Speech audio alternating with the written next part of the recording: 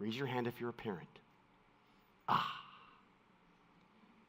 Think about the walls that you would walk through to fulfill the commitment you had made to your children. Because at that moment, John's two daughters reminded him of the commitment he had made to them prior to leaving for Everest. You see, prior to leaving for Everest, he had promised his two daughters he would not die on Everest. He'd come back. He would climb with them. He would adventure with them. He would be with them. And while we were panicking, they were completely calm. They said, Daddy, don't you forget your promise. We love you, and we want you to come home. And for the first time in 20 minutes, John McIsaac started to move. You could see him groping in the snow for his ice axe. He finds it, he grabs it, he pushes down on it, he teeters to his feet, takes a couple steps, boom, falls down the snow. His girls come right back and they're ready to him. Daddy, we love you. When are you going to be home?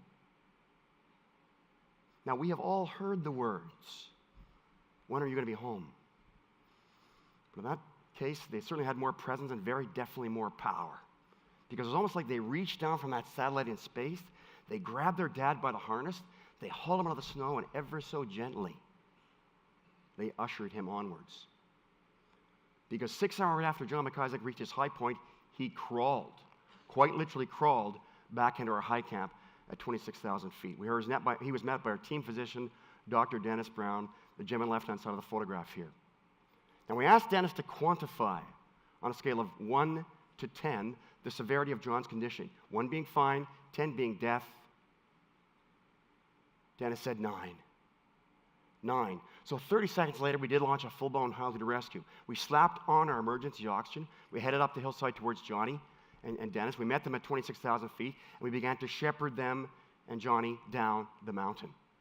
So Johnny's on the snow here. To his left is Dennis with the blue gloves, and I'm in the blue parka.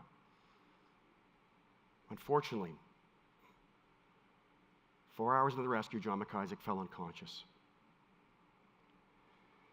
His pulse and breathing became erratic. Remember, he actually started to froth at the mouth as the liquid in his lungs started to bubble up into his mouth. Now, we weren't sure whether he was alive or dead, but we decided to continue with rescue anyway, so we did. We loaded him into a harness, into a sleeping bag. We then began to lower him down the 2,000-foot face of the North Col slope, hour after hour after hour. It took us 33 continuous hours. It was the hardest physical thing I have ever done before climbing back from cancer. In the end, most of us were staggering and stumbling, and some of us couldn't even speak. And we surrendered this limp form of a body to a team of physicians who had assembled in our makeshift hospital in Advanced Base Camp. They went to work on John at that moment. I said goodnight to him, and I said goodbye to him too. Because I was sure I would never see him alive again.